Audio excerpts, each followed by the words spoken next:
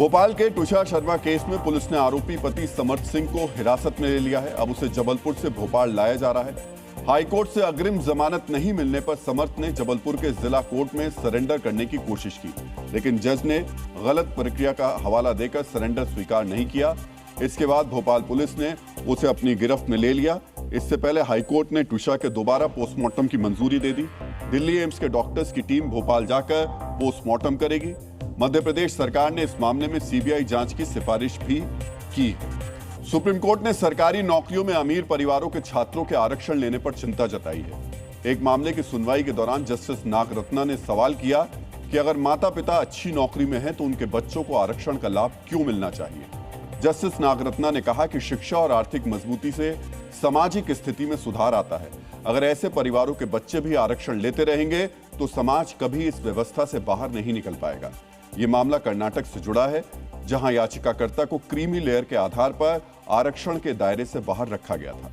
Supreme court CBSE की 3 भाषा की नीति के खिलाफ सुनवाई के लिए तैयार हो गया है। चीफ जस्टिस ने इस मामले को अगले हफ्ते सुनवाई के लिए लिस्ट करने का भरोसा दिया है।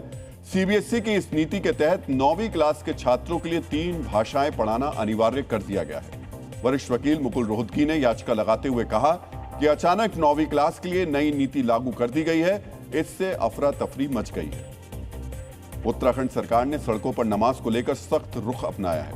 मुख्यमंत्री पुष्कर सिंह धामी ने कहा है कि देवभूमि में सड़कों को बाधित करने की अनुमति किसी भी कीमत पर नहीं दी जाएगी। उन्होंने कहा कि आस्था का सम्मान है, लेकिन कानून और व्यवस्था से ऊपर कोई नहीं हो सकता। उधर दिल्ली सरकार ने बकरीद को लेकर सख्त गाइडलाइंस जारी की हैं।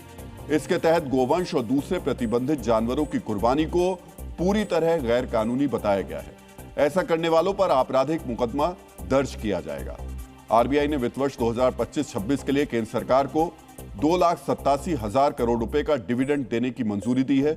आरबीआई के सेंट्रल बोर्ड की बैठक में यह फैसला लिया गया। यह अब तक का सबसे बड़ा डिविडेंड भुगतान है। पिछले साल आरबीआई ने 2,69,000 करोड़ का लाभांश दिया था। इस बार पिछले साल की तुलना में 7% अधिक रकम दी जा रही है। राज्यसभा की 26 सीटों के लिए 18 जून को चुनाव होगा। उसी दिन नतीजे घोषित किए जाएंगे। ये चुनाव 12 राज्यों की राज्यसभा सीटों के लिए है।